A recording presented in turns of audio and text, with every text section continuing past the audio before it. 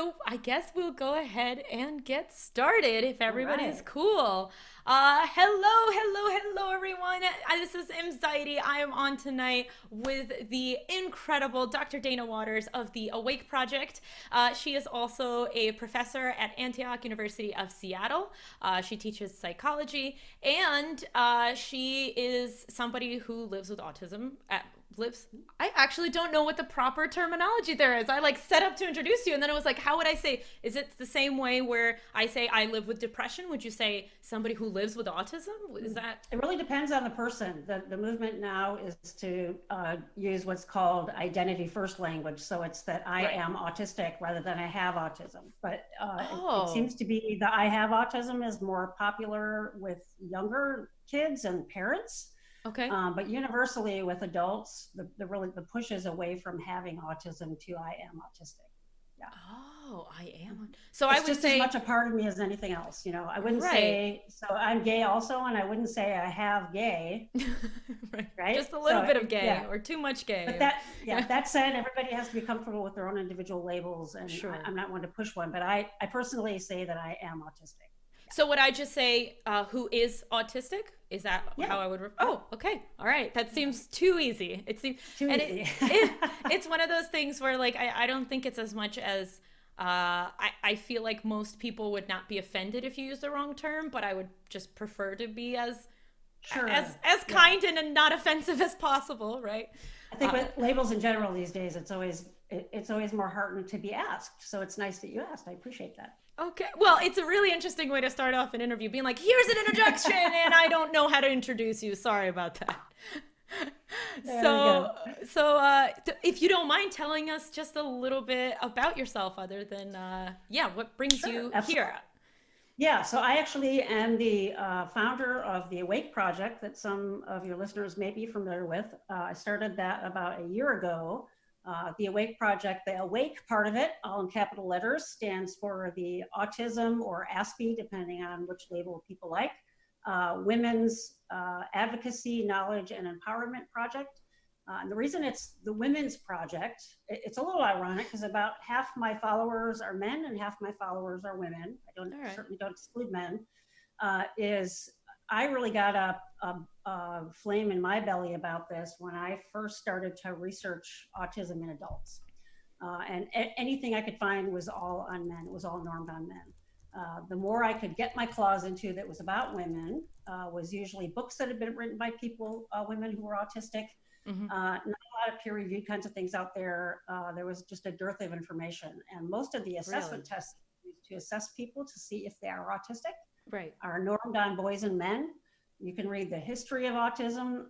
Used to be autism and then Asperger's, and they're all under one big umbrella now. Mm-hmm. Regardless, we're mostly talking about men. So women got marginalized or thought to be just not on the spectrum, to use another ism. Oh, okay. Um, and it really was because we were being missed, that women present differently.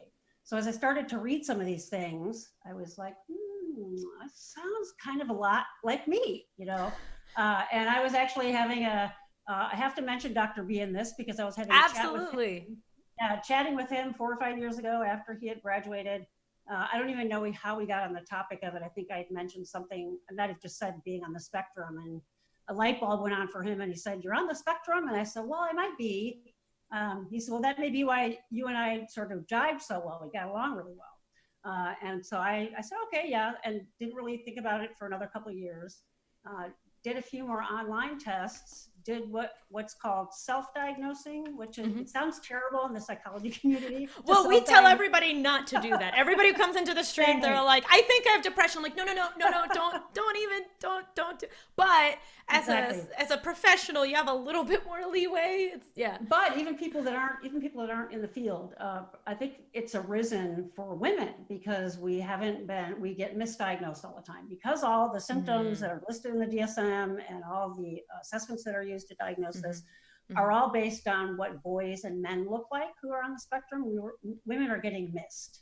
So women, including myself, would spend 2, 3, 4 upward years of researching this and would say, gosh, this sounds a lot like me. And I fit all of these criteria. And so would say to themselves, I'm pretty sure I'm on the spectrum. So I, around about 5 years ago, self-diagnosed, didn't tell anybody. So in a way, Dr. B kind of knew a little bit more about Sure. that before my wife did. I didn't even Sure. tell her. Oh, wow. And then about a year and a half ago, I kind of opened up to her and said, I was terrified. I spent maybe 6 months wondering how I was going to bring this up. Did one of those, honey, we need to talk things, you get their attention. And the funny thing is we had just started watching Big Bang Theory. And so for about a year prior, and I would identify a lot with Sheldon, even though he's got a lot of stereotype things and he's a guy. Right. She would say things like, oh, that's kind of like you. And she'd say, I don't mean that in a bad way. And I'd say, no, it's okay. So I finally just sat down one night and told her these were my thoughts. And she just got a big smile on her face. And she said, I think I know that. That makes perfect sense. I just want you to be happy. I just want you to be comfortable with who you are and what you know. And so many things have clicked into place after that. I did decide to get it professionally validated after that, because I thought if I want to do any degree of advocacy, and all I say is that I'm self-diagnosed, I might lose a little credibility as a psychologist, So I did get formally tested and have that assessed. And so I say that I was like self-diagnosed about 5 years ago, and then about a year and a half ago, professionally diagnosed. And I work in a doctoral program now, teaching doctoral students in a program that has a heavy emphasis on social justice. And so we teach clinicians not just to learn how to be psychologists and have a practice, sure, but we really want them to go out in the world and do something with their knowledge and afford some sort of change.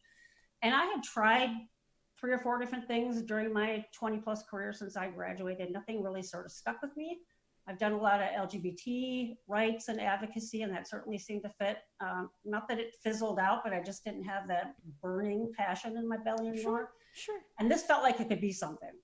So I had, in doing a lot of research, I had joined some groups online. I'd been, following people's pages who had women autism pages on Facebook, finding a lot of myself there. And I thought, well, maybe I can do this. So about a year ago, I launched it a year ago today, put my first meme up, and the rest is history. What I have found is that there's professionals over here, psychologists and the like, and I'm one of those. And before I even started researching autism in women, I had no idea. It never occurred to me these last 20 years that I might be on the spectrum. Then there's, I would say, non-psychology people, the rest of the world over here. And the really sad part is they don't mix. Yes. There does seem to be a lot. This is us, listen to us. And then there's the professionals over here who are not themselves on the spectrum saying, well, this is what we know about you. Yes. Yes. Yeah. And then there's this, well, we don't want you to talk about us. We don't want you to develop tests. We don't want you to say who we are without our voice, right? So this is the not about us, without us kind of thing. And I thought this is a perfect opportunity for me to come at it from my technical background as a psychologist, but also as someone who's part of the community and this part feels bigger to me at that point. There were some bumps in the road, right? Some memes that I put on Awake towards the beginning that people would just like pile on top of me and say, oh my God, I can't believe you said that. And so I got an education quick in terms of what words not to use, what words to use. But I really kept an open stance. If I got feedback, I was like, great, thank you for the feedback. Please stay around. I'm going to try to do better. And then as we were talking before we started taping here, I have over 77,000 followers on Facebook, and my mind is just blown away. Yeah. So that's the big, huge introduction. That is amazing. That is amazing. And that is so in line with how I started this thing, which is why I got super excited. That's exactly, I was on the side of the advocacy and having lived experience and having the background that understands the professionals and going, hey, I work with professionals from the standpoint already. What if I kind of connect the dots with anxiety, depression, and things that I've lived through? Yeah, absolutely. And that's so needed. So we must have talked about this already, but I'm excited all over again that it's sort of like what you're set out you to have do. 2 different languages. Like if I'm speaking French over here and English over here, we can't understand each other versus we're both speaking the same language, and you're doing a version of that too, a lived experience, and then also having some technical knowledge so you can translate for either side, which is awesome. Right, Yeah. right. So you talked way in the beginning about the fact that men and women present differently. So Yeah. how differently? And I'm gonna go there because I'm gonna go there before the rest of the internet goes there, which is like Sure, why sure. why do you have to single out women? If we all want to be even and equal, why does it have to be women different? So Right, right. address Yeah. all of And it in however you know order you want to. yeah, and actually, I had gone back and forth over the past 6 months or so about whether I want to modify what the W means from women to world, because I have followers all over the world, and as I mentioned Mm-hmm. before, about half and half men and women. Mm-hmm. I'm certainly not an exclusionary person, but the advocacy piece and the lifting up piece is about an underrepresented and an underseen population, which Mm-hmm. is women. And there's some reasons that feed into that. I mentioned already about diagnoses and assessments, things like that, looking at things you tend to see in boys and men. Now, going way back in research that doesn't even have anything to do with autism, there are some inherent behavioral differences in boys and girls that are a function of our biology, right? So we are biological beings, and then we also live in an environment that has a degree of shaping for us. There's been studies, for example, from way back when I was in school in the 70s and 80s, research from the 70s and 80s, that would show that teachers, for example, would reinforce math skills more in boys than they would in girls. And they would reinforce things like languages and social sciences more in girls than they would in boys. So it's a little hard to tease out exactly what's nature and nurture. Nonetheless, girls, for whatever reason, whether it's in the classroom or from society or our biology or whatever else it is, there tends to be a little bit more what we call masking. And so girls tend to be able to do social interactions a little bit better. I've used the word better sort of in quotes because that is a value judgment to it, which Sure. I don't like to use. Sure. They tend to sort of be able to blend in a little more and kind of ride the wave of peers doing a social interaction and that kind of stuff. Now, they may come home after a whole day of school of trying to fit in, trying to blend in, trying to not create waves, trying to learn what we call social scripts. So if I'm in kindergarten and I'm a rambunctious little autistic girl and I can't pay attention, and then I find out 2 or 3 months in that if I do that, the teacher's mad at me, everybody else is mad at me, but if I sit quiet, don't say anything all day, but just sort of pay attention, things go better. I'm going to learn pretty easily to do that. Now, we do know, again, some biases. If a boy was bouncing off the walls in kindergarten, it's not that the teacher doesn't want that to happen, but people tend to tolerate a little bit more in boys than they do in girls. So if you extrapolate that out across a whole lifespan, it sort of balloons out. So you have, in general in our society, men are almost every country in the world that is industrialized, and even those that are not, are patriarchal. And so almost all of them will listen to and set the norms according to what the men are doing. Right? And that's just the way it is, right? And so the idea is that women don't get seen. So if we are learning early to cover up autistic behaviors, we're having them socialized out of us. And talking to younger women on the spectrum now, 20s, 30s, they are, and this is wonderful, they are reporting that they didn't have so much of their behaviors extinguished out. So I remember I was the youngest of 3 girls, and we used to drive from Chicago to Florida on vacation, 3 days in the car. And in hindsight, I'm sure my mom was probably on the spectrum. So we'd have to be quiet. I learned really quick, really early to just stuff every little bit of what we call autistic behavior down as much as possible. So while you might see a man doing the stereotypical rocking or not making eye contact when they're talking, women and girls tend to learn to do that a little bit more. They can do it for short bursts and can kind of get away with it. And so that's a form of masking, right? You're not really seeing what's underneath. Universally, women autistics, almost all of us pick our cuticles because it's a nice thing you can do under the desk. No one will see it. And it's a form of what we call a stimulatory behavior that isn't recognizable necessarily, and it's socially acceptable. So that's sort of the large reasons why women get missed and are not seen, and the reason why women need to have some advocacy for them specifically. That said, the content on Awake is not exclusively female, right? Mm-hmm. So I identify as genderqueer. I'm a gay woman. I'm not non-binary, but I'm certainly not femme by any stretch of the imagination. So the idea is there are overlaps between all these various things, and it expresses differently in everybody. But you do tend to see patterns in women along the lines of those things like masking, paying a huge price for that masking. The best analogy I can come up with for folks is if they've been to, if they've had a big wedding themselves, or if they've been in a large gathering like that where they had to be on the whole time, or like you walk around the whole day with a smile on your face. By the time you get to the hotel at the end of that, you're completely exhausted, right? I've seen video and pictures, I won't tell you who I'm talking about, after something like a PAX event or a Comic-Con. Yeah. And you talk about post-Comic-Con burnout or the crash, the con crash. Yep. Imagine a shorter version of that every day. So you're going out in the world and you're trying to sort of act like everybody else, but it's not really who you are.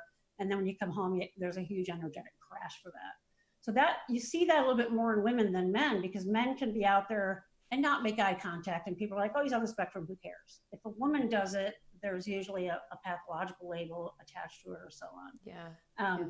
Girls also do things like solitary play that's nice and quiet. They're playing with their horsey animals or stuffed animals and things like that. And they're often a room by themselves, not causing any trouble. So they don't really get that attention like an autistic boy might get, who is going to be more active and running around the house and doing things that are more disruptive. So there's just a lot of things along the whole lifespan that make girls get missed. And the actual questions that are asked and assessments get missed. One of the things that I do in a couple of support groups I belong to that were all founded by psychologists themselves is, and the one I belong to that's all women, about once a month someone will post on there that they're going for their assessment. They finally got in, they're going to have their assessment. And what should I tell them? And they really have to do a lot of research to present to the psychologist. This is why I think I'm on the spectrum. This is how I fit it. But above all, we tell them, do not mask. Go into that assessment as well as you can without masking, so they can see the autistic part of you, right? And so we just get missed. And so that's the reason for the it being a women's advocacy project. I do want to, within the community, within the autism community, people know that women can be on the spectrum. Over here with that professional group that I was telling you about, not so much. There's still this idea that it's mostly boys, mostly men, and that there's not a lot of us. The brand new study that came out last week, that the estimates are 1 in 6 people on the globe are on the spectrum. That's a much higher rate than we ever knew before. So that can take a bunch of different forms. It could be all the way to someone having some sensory issues, to someone who has a hard time maintaining a job or going to work full-time or something like that because they can't manage with the amount of symptomatology they have. But women are the oppressed group that really need to be lifted up, but autistic folks in general certainly are oppressed and need to be lifted up. So that's the reason why the Women Project for me. Yeah. That's amazing. That's wow. Oh my gosh.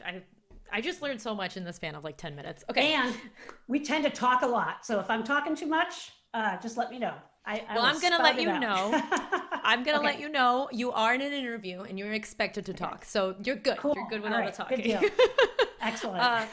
So I want to learn a little bit more about masking, if that's okay with you, because this is this concept that fascinates me, because I feel like a lot of other mental health concerns kind of act in similar ways as well, right? Like if I'm depressed, somebody with depression is also often likely masking to be able to continue to go to work and everything. And I'm one of those people that where I went to my employer and told them, hey, I am not feeling great. And they're like, but you're fine. And I was like, yeah, I know I'm doing a great job making you think that I'm fine, but I'm not. I'm really not. Not so much.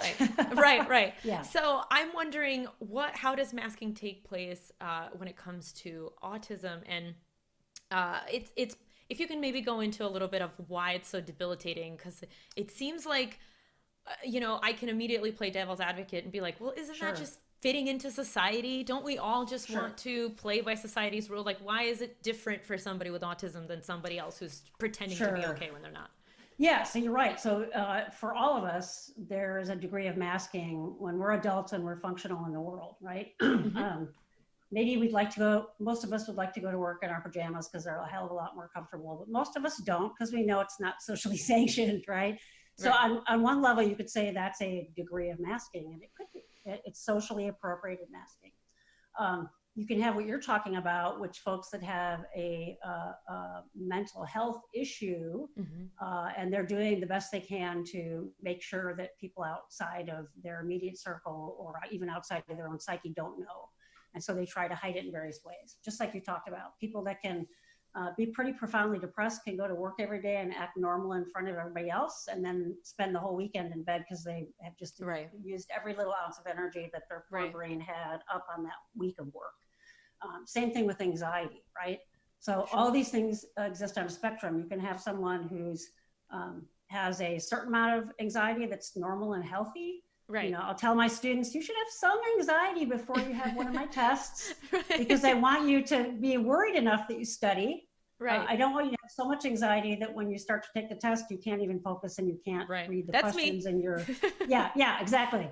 And so the amount it takes to even deal with that and go out in the world when you have that degree of anxiety, most people will marginalize you and say, well, A, something is wrong with you, and B, fix it. What's wrong with you? You're not fixing Yeah, I don't it, want to see right? this anymore. Yeah, work on Yeah, it. yeah, Mm-hmm. Mm-hmm. yeah. Especially in this culture, the commercials that we have on for a pill for everything you can imagine, right? You should have your best foot forward and take this pill, and never mind that you might get cancer, you might have erectile dysfunction, your hair might fall out, you know, all these others.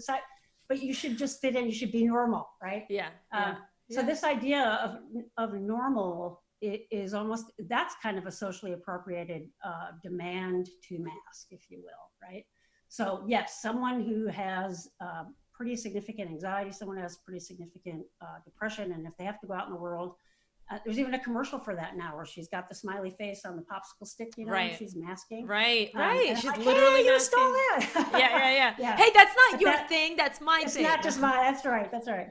But yeah, so that takes energy to sort of be incongruent and not be exactly who you are and to function that way. I think it's changing more even along the lines of those kinds of things when we're able to telecommute and do that kind of stuff. The different hours for work. Gee, I don't care if you work 40 hours of work as long as I give you these tasks that you can get done and you get them done at the end of the week. That kind of thing is great. So we're not all these little robots. Like my dad, in the 70s would go to work. All the guys wore the same suits. They all had a trench coat and they all had one of those funny hats and they all looked the same, you know. The world should be more heterogeneous than that, right? We shouldn't all sort of fit that way. Now with autism, first thing I want to point out is even though autism is in the DSM, as is depression and anxiety, by the way, more and more research is, autism is not a mental health disorder. It is a neurological condition. And so it's described in the DSM, but it's also described in the ICD, which is a medically diagnostic manual. And depression and anxiety, we think, are like that as well. I mean, we know there are huge biological components. We know there's real brain changes that fuel that. We know there's personality differences and just inherent ways of being that will make someone anxious and another person tendency towards depression, that kind of stuff. Talking about it and working it through does help most things, or I wouldn't have a job, you know. We're just really basically helping people to cope with those things, because I can't change the world out there and say, let Miss M go to work and be anxious, and don't marginalize her and say it's okay, and maybe ask her what she needs, and maybe let her work from home sometime, that kind of thing. So autism then sort of has a trifecta. There can be cognitive issues in terms of the biggie is executive functioning. So planning, putting things in sequential order if we're not given a starting place. And especially for kids that haven't learned a system of learning disorders are diagnosed rampantly, right? There can be mood issues, but that's not actually one of the main diagnostic criteria. So we've got cognitive kinds of things, and anxiety is the biggest one. We like to sort of say we're definitely professionals in anxiety for sure.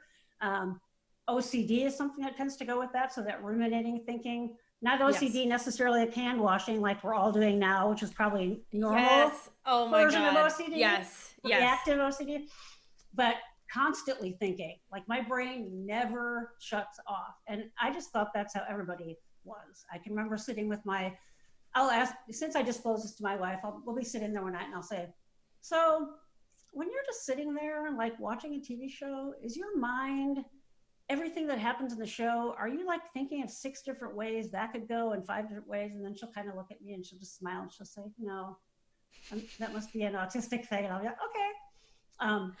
We hardly ever go to the movies anymore because we actually both like to pause it. And I like to say all these things that I'm spinning on, and she mostly indulges me.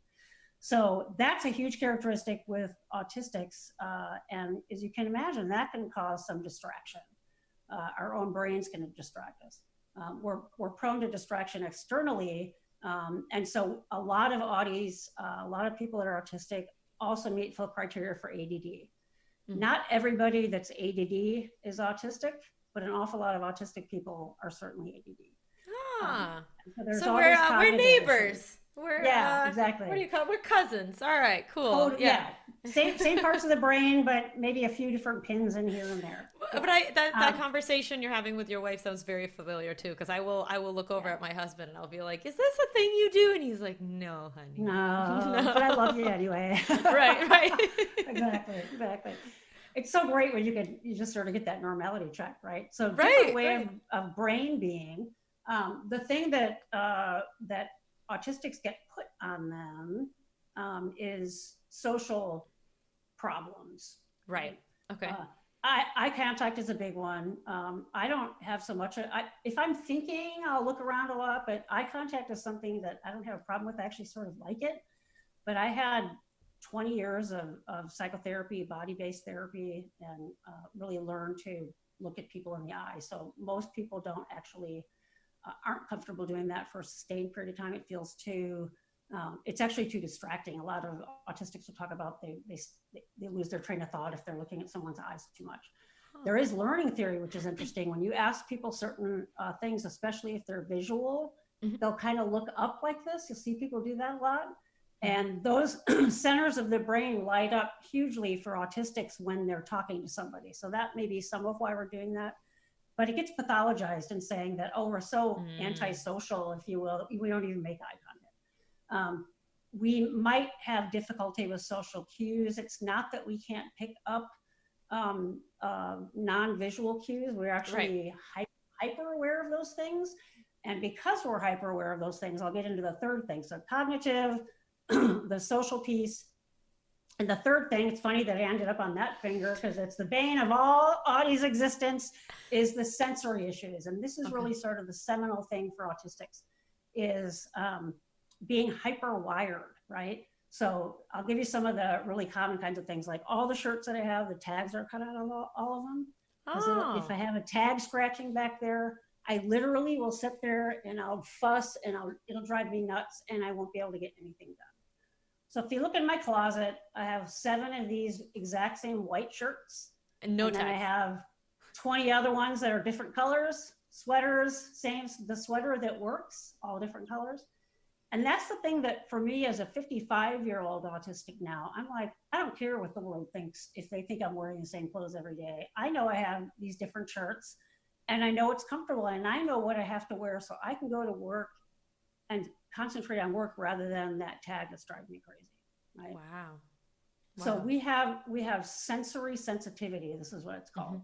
So it's a little bit different for everybody. So visual things can do it. I know Dr. B has talked a lot about bright lights will really bother him. I can only handle it for so long. Maybe it's why I moved to Seattle. If there's too many sunny days in a row, I'm like, dark. no, stop, turn it. I'll find myself turning, closing the blinds and things like that. So it can be visual for some folks. All the senses that you think of. Smell is one that I can really get hijacked by. If I was just telling someone this morning, if I'm in an airplane flying somewhere and I have to sit in the airport and it has like those diesel fumes, the jet fuel, it'll make me nauseous. And it's a weird thing. I can't stop smelling it. I want to smell it. And then yet it drives me crazy. I literally want to just tear my skin off if I'm getting overwhelmed by something that's. So Wow. any of the senses, touch can be something. Certain kinds of touch. I know some people that have to wear wool. If I wore wool, you could torture me, put a wool sweater on me, and tie me up, and not let me pull my hair out of my face, and I would go insane in about 45 minutes. I'd probably die. Oh my God. So yeah, okay. But touch, sound, light. Some people will not like being hugged or touched. Other people actually kind of crave that. There can be certain types of sound that really drive people crazy, high pitched sounds, low pitched sounds. Um, we don't tend to sleep really well because if our room isn't super dark and it isn't super quiet, or it doesn't have just the right amount of white Right. light sound, white noise sound. But those are the big things. There's cognitive issues, there are social issues, mostly because we can get overwhelmed by too much sensory stuff. So if you think about when you go to a party, all those different conversations going on, maybe there's music there, different foods, that kind of thing. And there'd be a lot of masking potentially that would go on there. And so we tend to avoid that kind of stuff just to keep our sensory level down. And then we get pinned with not having good social skills when really we just kind of don't. We're just a little more, we want to be away from that sensory input. So I have to, oh, sorry. Yeah, no, go ahead, I have please. to ask, so is there all of these things? Can you differentiate and say women have more X, men have more Y, women are more likely to have X issue than men? Like, what is, because you are speaking about it very generally and saying this is Yeah. how, Aspies feel. So is there a differentiation in gender that you can kind of point to? So that it's more, it can be within the person themselves. So Sure, one of the sure, things sure. that women struggle with more is we have this constant, assuming you're not like me and you're beyond it all, but we have a monthly occurrence, right? Sure, That we sure. know absolutely plays havoc with emotions. And if And you add that, hormones and just everything. right, Right, right, right, right. right, Women tend to have a little bit more visceral pain than men do. So women right. suffer from chronic pain sorts of things more in the autistic community than men do. Hmm. Men will have more musculoskeletal issues than women do in general. And then so if you've got an autistic man and he has that too, he'll be hijacked from pain and those kinds of things. Women are more pressed to be social, and so when I say masking, it's not just uh, trying to come across as not autistic, but you just think about the course of your daily life. If you really are pressed to be more connected that way, you're going to be more Mm. drained. Women still in this country are primary caregivers. So if you have Hmm. children at all, and children are the kiss of death for anybody that has control issues or needs Sure, predictability, which is what sure. Audis thrive on routine. If our executive function isn't good, we try to do the same things the same way so we can do them well. And kids are throw that out the window. So that can be Right, incredibly overwhelming, right. certainly for a male autistic, but women are the ones that end up having to usually be the primary caregiver. So they sometimes bear the bigger load of that. And being judged more from society for being different or weird, whereas Hmm. those things are tolerated more in men than women, particularly if you're talking about like Oh. in a tech field or something where the stereotype would be more along those lines. Hmm. Men are sort of dismissed about that, and women aren't, or their men will sort of accept other men just based on certain things that they like about them, whereas women tend to be meaner to each other. I mean, the Yes. research certainly shows that. Yeah. Women can have full-blown PTSD when they're adults, autistic or not, just based on peer rejection. You can be teased enough when you're a kid and have full-blown PTSD when you're a woman. So those kinds of things I wouldn't say are necessarily the only one really. The hormone cycling one is the only one that I would say is sort of inherent to our physiology. Right. The rest is kind of us in our environment, how women get treated differently Right. or judged differently. Yeah, for Right. sure. Right. There's more So, pressure to conform. Yeah. and now, in terms of pathology and the spectrum of it, and I have heard psychologists start talking about the fact that there is, and this is, I hope this is okay. I'm kind of trying to relate Yeah. it to something that I understand, but Sure. there is Sure. also a spectrum for depression, anxiety, right? So we're not saying, sure, you might fulfill these 5 criteria that are in the DSM, but Right. there's so much in Right. between and all of that that we now have to start being accounted for. So I Yeah. wonder, how did it happen that we stopped saying that here's different kinds of autism versus now we Mm-hmm. say Mm-hmm. versus now we say autism is a spectrum, right? Because you will Right. encounter somebody who is autistic same way you'll encounter somebody with depression who just is not Right. functioning, right? And you'll encounter Yeah. somebody who's Right. autistic who cannot function on their own without other people's help. So Exactly. um so I kind of, if you could speak more to the pathology, I guess, of it, and how you can say that yes, both of these people are autistic, but in different ways.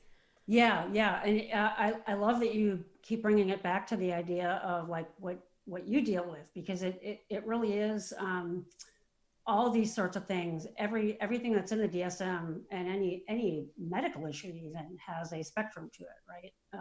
So it used to be that the DSM would parse out Asperger's was considered, and these were horrible. They call them specifiers. It was mild, or you would be high or low functioning, Right, right? right, right, right. So the just the idea of labels is hugely marginalizing, but that and certainly there's a lot of pushback. There was a lot of pushback from the autistic community around those labels, and that is important to do. And I absolutely agree with that.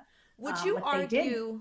I'm sorry to interrupt, but I'm expanding on sure, that. sure, yeah. Would you argue that having those having something so broad makes the Mhm. pathology too, like it's too broad? Like you can, oh, Yeah. so anybody can be like you're saying 1 in 6 people. No, Okay, so no, yeah, anybody can yeah, be that, autistic, and it's the same thing with yeah, depression. So I don't want to make this seem like I'm calling something out. yeah, no, I yeah, yeah, genuinely yeah, mean there is a question in psychology right now about how broad versus how specific we want. well, yeah, So when we have these specific labels, things can stay yeah, yeah, specific, right? Versus something broad, you can start yes. throwing anybody in. Okay, sorry. Go ahead. Go Yeah, ahead. so no, Yeah. yeah, I love the point. And one of and this is one of the things I alluded to earlier about being an autistic, and then also knowing about pathology and being trained in this and knowing sort of what's going on, the psychology conceptualization of it too, regardless of what we're talking about.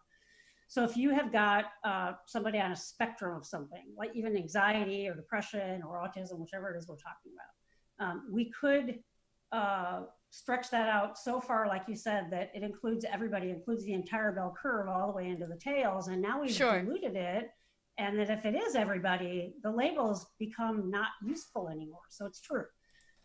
When they were using high and low autism, and the reason why they collapsed all of that and Asperger's into the same thing was diagnosing Asperger's separate from autism wasn't statistically significantly different enough from autism to warrant it having its own category.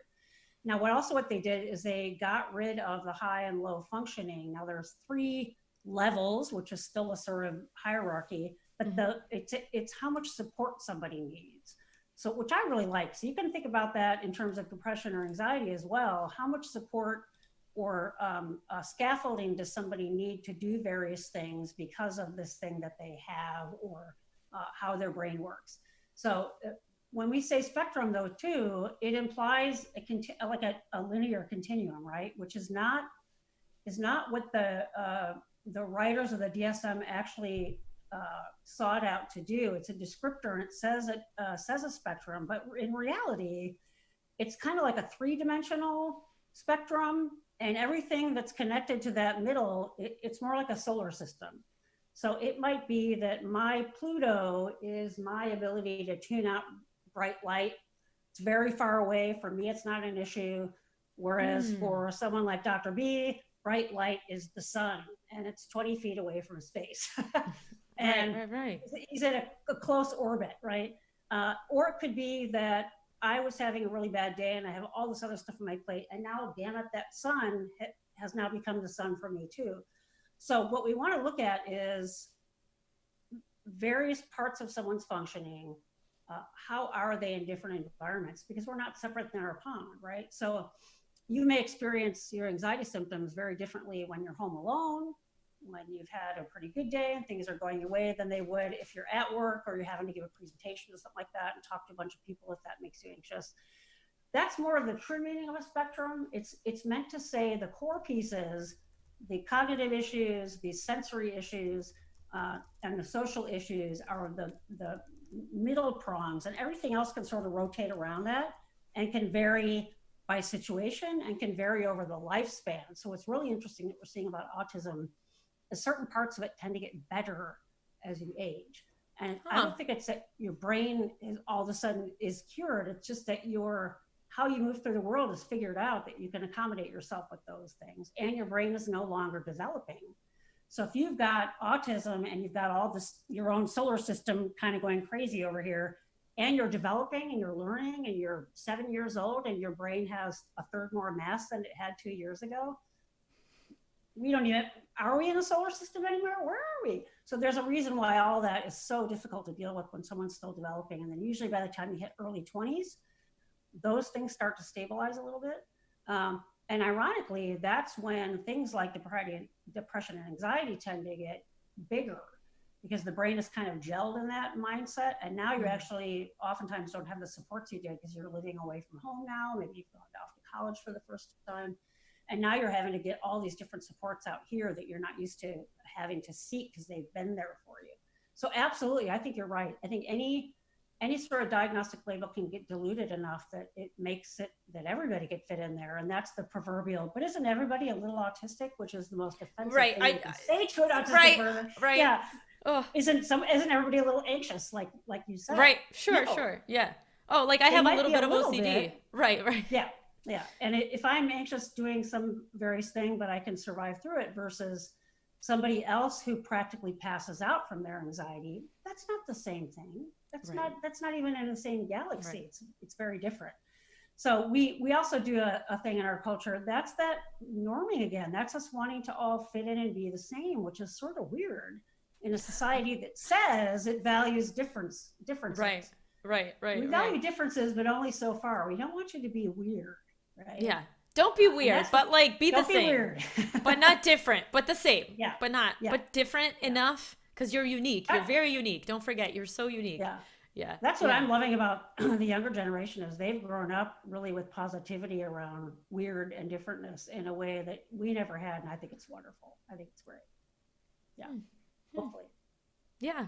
Oh my gosh. I mean, I could be asking about this for the rest of the night, but I think we will hop into questions as we kind of go. I'm still fascinated by the concept of masking and the differences between like all kinds of masking, I guess, and just our ability as humans, period, our ability to work so hard to fit in. And do you ever find that I don't know if you have something to say just to that, but do you ever find that, like, looking back at your life before your diagnosis, you were like, man, I was just working way too hard? Or are you looking at it and being like, well, no, because I fit in and that helped me survive, and so that's all that matters, and that's good? And no, I mean, I had done a fair amount of carving out my own life and try to adopt the sort of screw what other people think of me attitude, but it would only go so far. And then part of me would always be going, there's something wrong with you. What's wrong with you? And now it's not that it's wrong with me. It's just like, this is who I am. And so it makes sense. So there's more self-acceptance around that. So where I work and where I teach, I am the database queen. I track all the data for our program, for our accreditation process. And when I show all the data tables and everything I have, and I know it off the top of my head, the rest of my coworkers are like, I could never do that. And I'm like, that's great, because I could never do what you're doing, and I could never do what you're doing. So let's value what each other's roles have, and let's do it together, because I'm really good at this and I love it, right? So, but humans are amazingly adaptive. We were talking about this last night as we were watching the news, and they were interviewing people about having to be in this social distancing, which we're having an awful lot of fun with that in the autism world, because we're like, hey, we're professionals at this. I got this. Yeah. In terms of adapting, people are getting used to being quarantined. And I'd said, I don't know why people are kind of so surprised. We are the apex of all the animals in the world. We're the apex predator, really. We have dominated the earth. There's too many of us, in fact. Right. We are really adaptive. We can adapt to anything. And it's all in that idea of survival. And if it's social survival, masking is the version of that. We're supposed to fit in. We're supposed to be living in groups and depend on other people. So a certain amount of masking is totally adaptive, and it should happen. Yeah. Interesting. All Yeah. right, we're gonna hop into questions Okay. because we have quite a few. And don't forget, you guys, this conversation happens thanks to you. So exclamation the letter Q and ask your question. Please know it's only one question at a time, so be smart about the question you ask. And I moderate them, so if you ask anything silly, it's just going to be gone. So I wouldn't do that. But if you are interested, again, in learning something on the topic, exclamation letter Q and then your question, that enters you into the queue, and we will go from there. So question number one is from Mupulu. Why does, oh boy, okay, so this is a lot of acronyms I don't know about. Mupulu asks, why does the ADOS use Raven's progressive matrices instead of conjunctive visual research? Oh, I know the Ravens. I know the RDOS. I don't know that last one that you asked about. I can imagine that they use the Ravens because it's considered culturally blind. So a lot of perceptual tests and things like that. For example, folks that live on the Serengeti, the first time they see very large buildings that are up and down rather than flat, their brain has not perceptually gotten used to that. So if you give them a conventional measure of intelligence, let's say that's based on that kind of thing, they're not going to do well at it. So my guess would be they use the Ravens for that because it's problem solving using shapes that anybody can do and is not driven by language or culture. So I don't know about the third thing though. I wouldn't know. Okay. All right. He's Mupulu is saying that both are culturally blind, but that's Okay. fine. Okay. Okay. Talus asks, do you think that females are more skilled in judging the social nuances and altering their behavior to suit the dictates of the situation at hand? Yeah, that's sort of the main one of the main differences I was alluding to with girls sort of being able to fake or fit into social situations and mask better. So the marginalized and wrong assumption with autistics is that we're clueless about social stuff. So there are some poor portrayals of that. Sheldon, for example, on Big Bang, I like the way they developed him when he started out. He's just flat out like, oh, he just doesn't get it. Yeah. In my mind, that's more narcissism than it is anything else. Towards the end of the show, he starts to sort of take that in and he does learn. But women, there is some evidence biologically that women are more in tune to that sort of things. It probably has to do with the fact that we are biologically the ones that would have the children, tend to raise them, and are more pick up on those kinds of nuances. Whether or not we conform to them or not, or try to mask them, is probably up to the individual. I would imagine some people might say, I don't want to have to worry about that. Women can get overwhelmed by it. I've talked to more of my guy friends that will say they don't really care, or they've sort of learned over time that they don't even pick that up anymore. I've been told over the years that I'm freakishly intuitive with people's body language and what's going on with them when they haven't said anything. So that's been my experience in talking to my fellow women autistics, is that they're almost too zip wired to what's going on with other people, and that actually can be a source of sensory overload. I think one of the reasons why women need a little bit more downtime to charge. I've certainly known some extroverted autistics. There tend to be more introverted with women, and maybe that's some of why, I would wonder. Might be. Yeah. Okay. So do you think that we're obviously right now we're in a time where the world is getting a lot of sensory input. Do you think that it that's one of those things that is maybe worse for somebody who's autistic? God, yeah. Absolutely. Yeah. I mean, I one of the memes I was preparing for this month coming up, which is World Autism Awareness Acceptance Lifting Up Month, whatever you choose to call it, in April. I can remember, again, that drive we'd take from Chicago to Florida, and wouldn't have a lot to do in the backseat of the car, and just sort of spacing out on the landscape. I loved it when it would rain because I could watch the raindrops racing each other down the window, and I'd constantly pick two streams and watch them race. Nowadays, kids have devices in front of them, or they're entertained all the time, or something like that. And especially to someone who has sensory stuff, that can serve as another piece of wood on the kindling on the fire, but where that can totally overwhelm the system for someone who's non-autistic, that can actually be the one grounding force for someone who is autistic.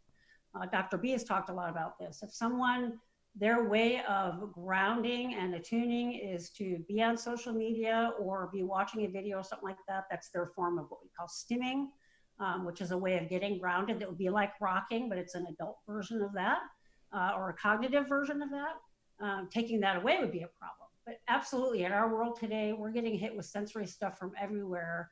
And what we call the overall allostatic load is higher. So if all of us have buckets that are full of water at various times, a good night's rest takes a ladle of water out. Watching a good movie and relaxing takes a ladle of water out. And if you've had stress at work and you haven't had any downtime and you're sick and you're stuck at home and you're ready to kill your spouse because you've been locked up for a month, whatever it is, and your bucket's overflowing, it doesn't take much more movement to have that overflow. Right. So that is one thing I work with, and that I work with my clients who are on the spectrum to mindfully make sure that bucket is continually being emptied. And that's just good advice for anybody in terms of managing stress. But yeah, I think it's much harder with the world the way it is now, with the just stimulation everywhere. Everywhere. Sure. Yeah. Blissful Splick asks, do you find the spoon analogy helpful?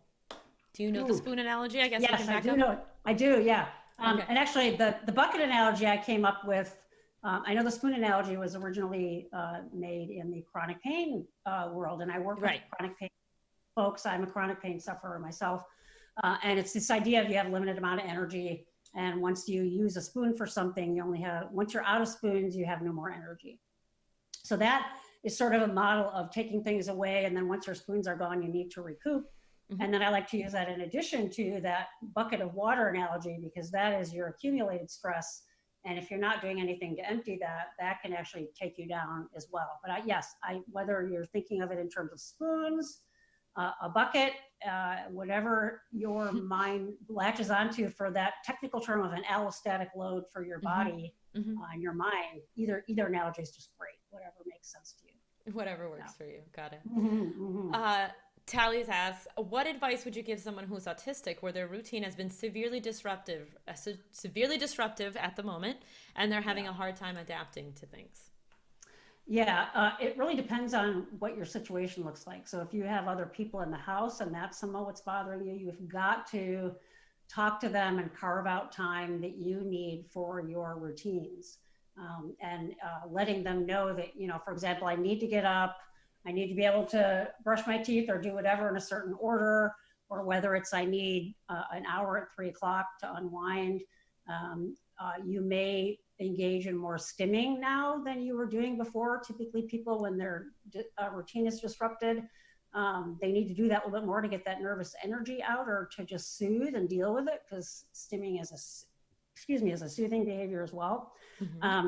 And making a list, making things that you can do, for example, if you're stuck at home, that are part of your routine, and do them the same way every day. Let yourself know if you live alone, let your family know if you live with other people.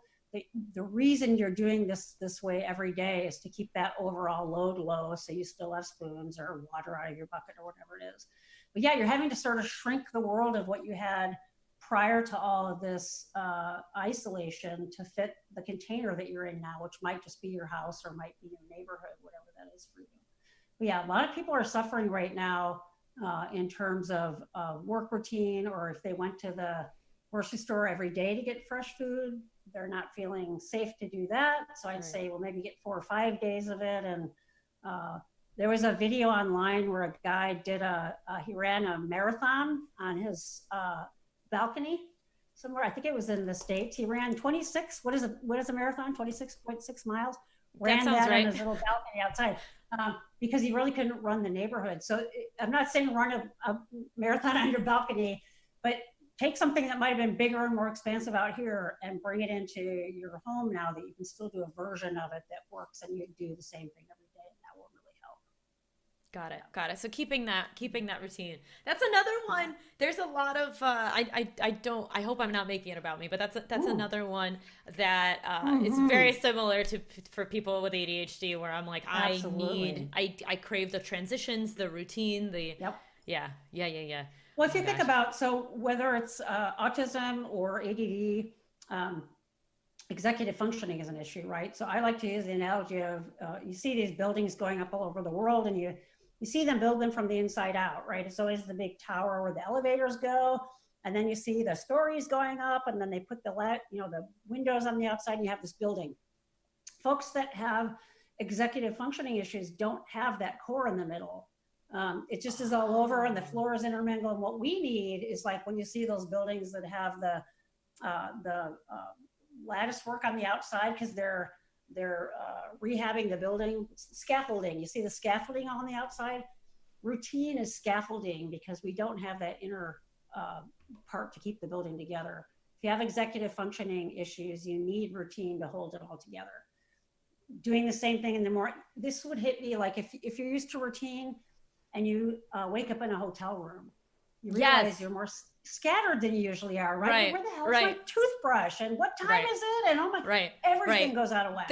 There's a whole moment where your brain has to be like, I am not home. Because as you're asleep, your body could be anywhere and you assume it's where you're used to having it. And your literal things like we're used to reaching for your toothbrush in your bathroom, it might be in a different spot, and that takes energy to someone who doesn't have that internally based executive function.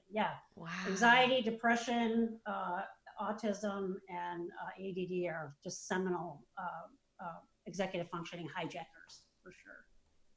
Oh, I love that. Hijackers. I love that. I'm going to use that. Executive function hijackers. Well, I mean, that looks like it. We don't have a lot of questions left. No people aren't exhausted brushing their teeth. Mupulu, you would not believe it. Some people are not. Can you imagine that? But this is absolutely fantastic. I adore you so much. Do you have, so I want you to plug away all your stuff again. We have all your links coming up, but do you have any other like closing remarks for people who are going through? Oh, I missed a question. So somebody asked, Cynical Nude, who's new on this channel, asked, I struggle to watch TV. I'm always rewinding it, and it's very annoying. Why might that be? That you're rewinding it. I'm assuming you're rewinding to visit something that you missed. Or you might be rewinding because you like the repetition of seeing parts that you like. So autistics are known for not having a huge repertoire of something that we watch, but we like to watch the same thing a lot. And it's a version of a cognitive stim. When you're doing that thing over and over, it's almost like a cognitive version of rocking. So like I'm up to, I think it's number 23 on the Ghostbusters movie with all the women. And there's something, it's like an old friend. It's like you learn a new line each time, you learn a new nuance each time. I love to look at the various characters' kind of mannerisms, and it's almost like something that feels good. And you'll hear that universally from autistics, and maybe that's what you're doing by rewinding. I don't know if it feels like you thought you missed something or you just want to revisit it, and that's just like a version of rocking. If you're in a situation where you can let yourself do that, do it. If it makes your brain feel better, do it. Yeah, it's all good. Yeah. All right. Let yourself be you, man. Or that's the thing that, and that's the thing that I touched on a little bit, but if you're in a partnership, for example, and you're with a neurotypical or a non-autistic or a non-neurodiverse partner, the more education they can get, the better. And it's not so that they can boss you around and tell you how you should be. It's that they can understand you. So the more they understand you, the more they just know, oh, that's part of who you are. I love those moments when my wife just sort of smiles and says, oh, hope this doesn't come out the wrong way. And I'll be like, what is it? She'll say, well, I think is that from your autism? And I'll say, yeah. And then I always feel like, oh, I'm a little more understood. She gets me. Yeah. Seek those moments as couples to understand each other, whether you want your person to understand you better or you want to understand someone else better. Those are great things to do, just to get to learn about somebody. Yeah. I feel like that is, no matter if you are neurotypical, I feel like that's still a really cute thing. Absolutely. Like, I remember, and this is not related to depression, anxiety, anything. Like my husband one day was like, you sing when you're happy. And I was like, exactly. We all want to be seen. So that's awesome. Yes, it's being seen. That's exactly it. I love it. I love it so much. Okay, so now we're at the end of our questions. So I'm Okay. sorry I almost missed the last one, but now we're at the No end of our worries. questions. So if you could tell us all about Awake one more time, Sure. and then if you have any closing remarks, if you have any closing remarks in terms of like things you want people to know right Okay. now, let's go. Okay. Okay, so the Awake Project, the real action is in two places. I have a Facebook page that's the Awake Project. I think the at thing is at Awake Aspie. We And have the then link posted up. okay, yeah, and then the Instagram one is where I put all just my original memes on there. I put those on there. I usually post a new meme every second or third day, and all those are on there. And that's just the Awake Project underscore, I think, between each of the words. I have a couple videos on YouTube, but I'm still trying to load more up on there. I don't have an awful lot of stuff on there, but Instagram and Facebook are the two main things. You can interact with me more on Facebook if you want to post, or you can message me, ask specific questions if you don't want to have those be something that everybody can see. That's certainly fine to do too. I think closing remarks, I would say, someone had mentioned it, one of the questions that was asked, there is a really good online quiz called the Aspie quiz. It's the Ardos Aspie quiz. Okay. It's actually a really good screener for men and women. They have thousands and thousands of people that have gotten, they continually renorming it. I'm not affiliated with this. I'm not trying to sell anything. They ask a lot of questions, and they'll ask like your age, where you grew up, what your primary language is, and those kinds of things to try to give you a really good idea of what's going on. Make sure when you get your results, it gives you an option to download the PDF, because you'll get what looks like a spider web, and it'll have, I think there's 8 points along the spider web, and it'll show you on the neurotypical side and on the neurodiverse side where you are on any particular things that they're plotting. But if you print out the PDF, it will give you a full readout of what all of those 8 or 9 things are. It'll give you more detail, and will show you which questions you answered, why it drove you there. The other thing is, if you are wanting to get assessed by a professional, depending on where you are, what part of the world you're in. If you're in the US, find a neuropsychologist or a psychologist that knows autism. And if you're a woman, find one that knows women autistics. Because if you would have come to see me 7 or 8 years ago, I would not have diagnosed you correctly, because I wouldn't have known about it. So you really want to find somebody who knows what it looks like in women, because it's very different. Take as much information with you as you can. And it's okay for you to try to talk them into it. People think they can't do that. Good psychologists like lots of information for you to bring in to help us. And if you have someone that says, well, I don't want that, I'm the professional, find somebody else. You want somebody that will listen to you and will cooperate with you on a diagnosis, rather than saying, I'm the pro and here's what the scoop is. So those would be the two big takeaways, I would say, with sort of end this section with. I love that. I love that. That's a really good, because people ask me a lot. They're like, how do I find a professional? So that you don't even know. I sent you some brain waves and you capture them from across the country. Must have felt it. Yeah. Yeah. I want to thank you so much for having me. Oh my gosh, thank you. Thank you to Dr. B out there somewhere for connecting us. Yes, yeah. Oh my gosh, all the love to Dr. B. All the love to you. Thank you so much for being so open and letting us really pick your brain and get into it and ask questions that might not be always the most comfortable ones. And you don't get to do that often enough today. And I appreciate that you were open and that I could really ask what I needed to know. So thank you so much. Happy. And thank you for letting the community ask you questions. And this is just delightful. And I would love to have you on another occasion. So sounds this is, great. Again, I all it. over wonderful. Have a wonderful, wonderful rest of your night. All right. Peace and love to everybody. Bye. Bye.